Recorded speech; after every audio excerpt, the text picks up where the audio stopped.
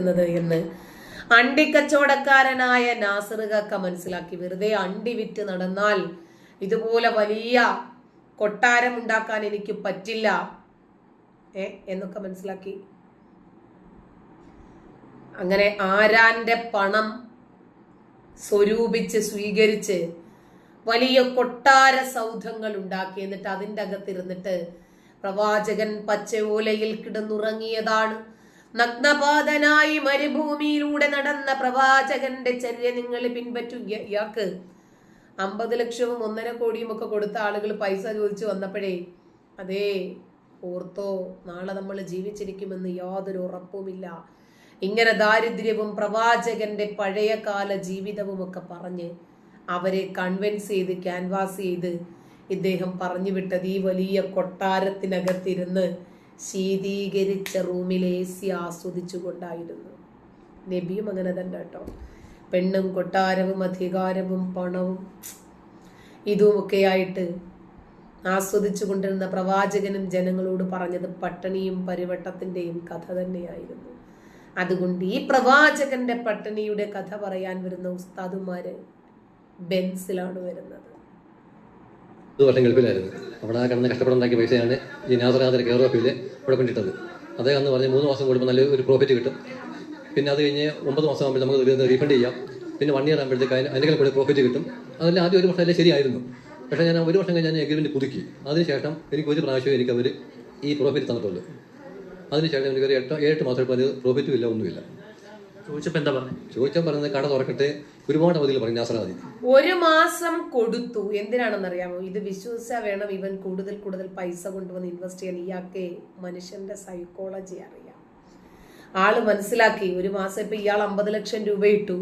ശരി, 50 ലക്ഷം രൂപ ഇട്ടപ്പോൾ ഇയാൾക്ക് ഒരു 19,000 രൂപ കൊടുത്തായിരിക്കും. ഈ 50,000 രൂപ മോഹിച്ചിട്ട് ഇയാൾ അടുത്ത് എന്ത് ചെയ്യും? വീണ്ടും കൊണ്ടുപോയി 25,000 കൂടെ കൊണ്ടുപോയി ഇടൂലേ, 25 ലക്ഷം കൂടെ കൊണ്ടുപോയി ഇടൂലേ. അങ്ങനെയാണ് അയാൾ കോടീശ്വരനായത്. 1-2 മാസമൊക്കെ കൊടുത്ത് ഇവരുടെ വിശ്വാസമൊക്കെ പിടിച്ചു പറ്റി. 1-ാം തീയതി തുറക്കും, റമദാൻ തുറക്കും, 30-ാം തീയതി തുറക്കും, 10-ാം തീയതി തുറക്കും.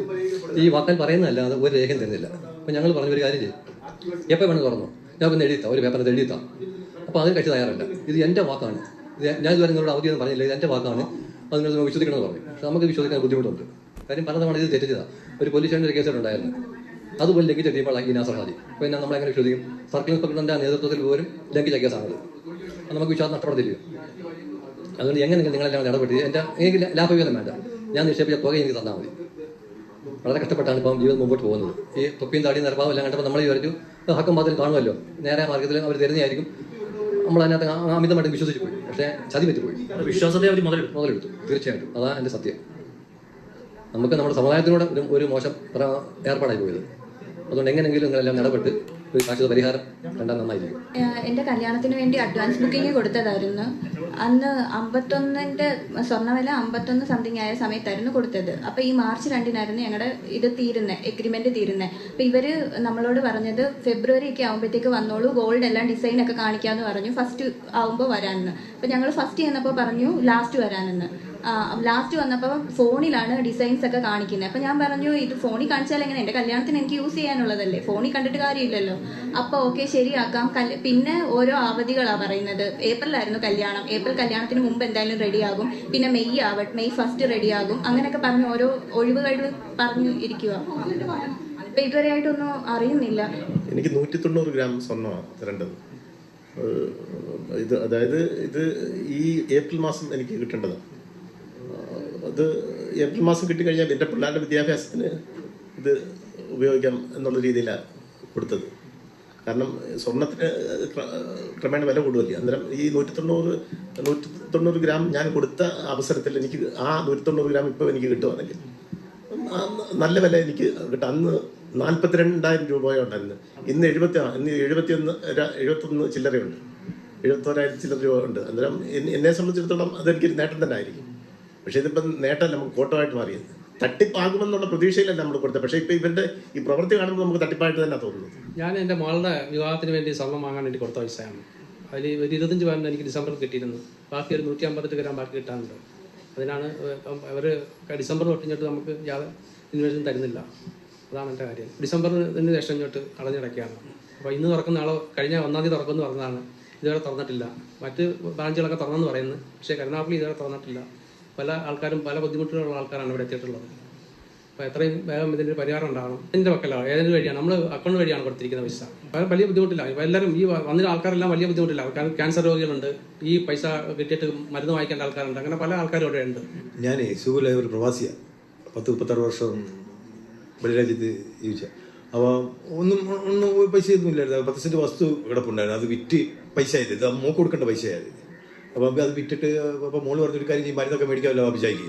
ആ രീതിയിലാണ് 20 ലക്ഷം രൂപ കൊണ്ടുവന്ന്. അത് പിന്നെ 2 ആഴ്ചയായിട്ട് വീട്ടിൽ അസ്ലാം എന്ന് പറഞ്ഞൊരു പയ്യൻ അവിടുത്തെ അക്കൗണ്ട് സെക്ഷനിൽ വർക്ക് ചെയ്യുന്ന കയറി ഇറങ്ങി കാര്യങ്ങൾ പറഞ്ഞ്. പിന്നെ ഒരു ദിവസം ഞാൻ അൽ മുക്താറിൽ വന്ന് 20 ലക്ഷം വിട്ട് കഴിഞ്ഞാൽ എങ്ങനെ ബെനിഫിറ്റ് തരുമെന്നാണ് പറഞ്ഞത്? ലാഭവിഹിതം അത് ഇത്ര തുകയത് വരത്തില്ല. അപ്പൊ 3 മാസത്തെ പൈസ ലാഭവിഹിതം തരാമെന്ന് പറഞ്ഞു, പക്ഷേ ഇവരിട്ടതെല്ലാം കമ്പനിക്ക് അടിച്ചു. തന്നിട്ടുണ്ട്. അത് കഴിഞ്ഞ് പൈസ തരാൻ ബുദ്ധിമുട്ടായപ്പോ ഇവരുടെ വേദന കണ്ടിട്ട് പരിഹസിക്കുന്നതോ ചിരിക്കുന്നതോ ഒന്നും അല്ല കേട്ടോ.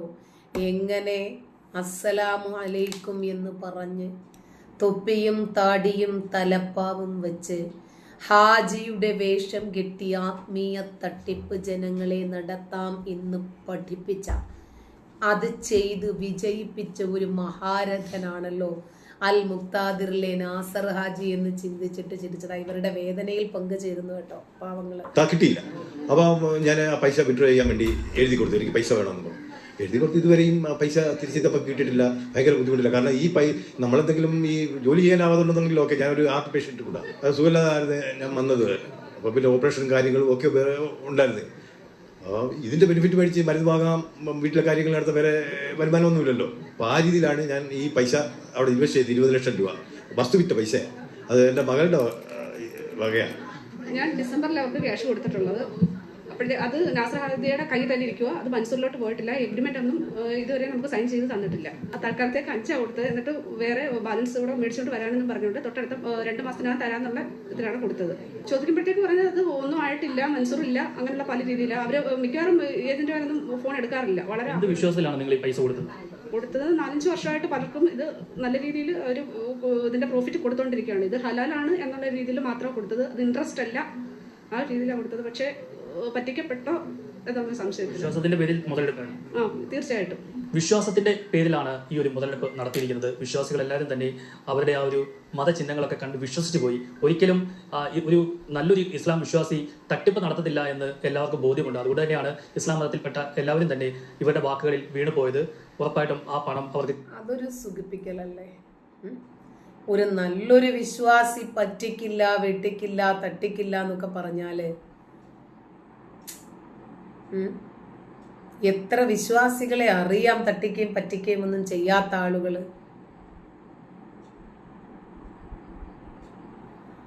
മനോജ് കുമാർ